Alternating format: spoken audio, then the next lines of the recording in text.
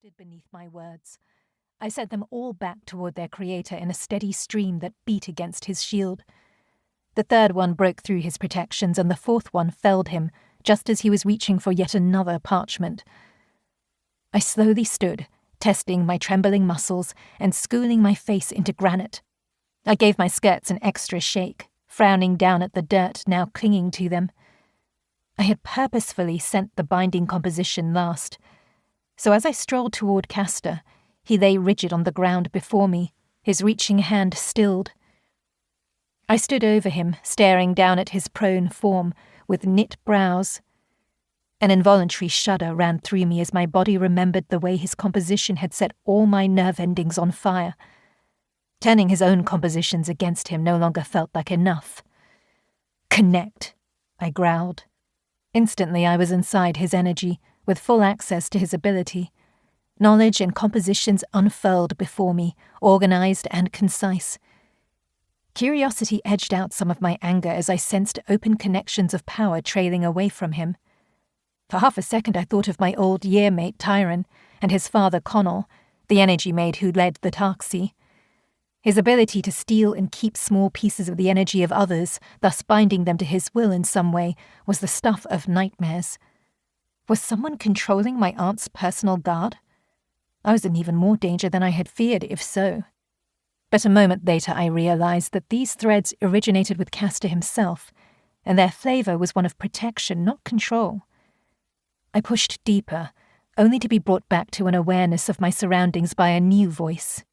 "Enough, niece." I pulled back, severing the connection instinctively. Queen Lucienne of Arden stepped forward out of the shadows. The deep gold of her dress glittered as it caught reflected light from the ballroom. The material had been embroidered with flecks of obsidian, darkening the gold and allowing her to blend into the shadows, or shine under light. "Aunt," I dipped into the shallowest of curtsies, regarding her with a hard eye. I should have known Castor wouldn't be far from the Queen. I just hadn't considered that a member of my own family might be behind the attack. But as silence stretched between us, my confusion grew deeper. My aunt knew the truth about me and my abilities, and she had no shortage of resources to draw on. Castor's attack seemed designed to capture or harm me, but my aunt must know she would need more than a single guard, however powerful, to stand a chance of succeeding. I wanted to accuse and question her, but I had never been more conscious that my parents were away, and my aunt was far more than just my aunt. So we continued to stand in silence, facing each other. Movement behind us shattered the stillness, making me start. My muscles clenched in anticipation of another attack. But the person who burst through the long window calmed at the sight of me. Captain Lena, my own personal guard, faltered, her eyes flicking between me and the Queen, before dropping to the bound man at my feet. She frowned and looked back at me. "I'm sorry, Your Highness. I was distracted." Her frown deepened as her eyes lingered on the face of her superior, now lying helpless before me. I think that was arranged on purpose. I forced myself to keep my voice light. "You couldn't be expected to know your own commanders might be a threat to me."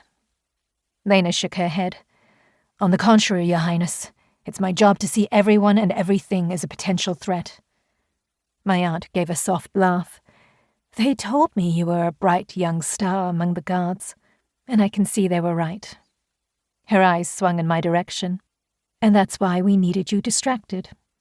"I'm afraid I don't understand," Lena said, her tone hesitant given she addressed her queen.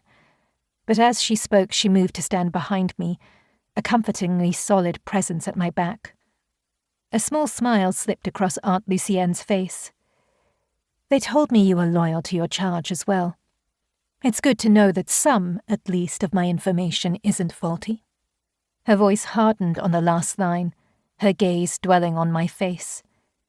I flushed slightly. "So it was a test. Of course. You can't think I'd actually harm my own niece." I barely kept the scowl off my face.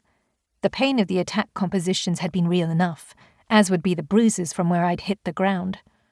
Aunt Lucienne glanced down at her guard. "I don't suppose you'd care to release him?" I shrugged. "The power has to go somewhere. Would you prefer I transferred it to you?"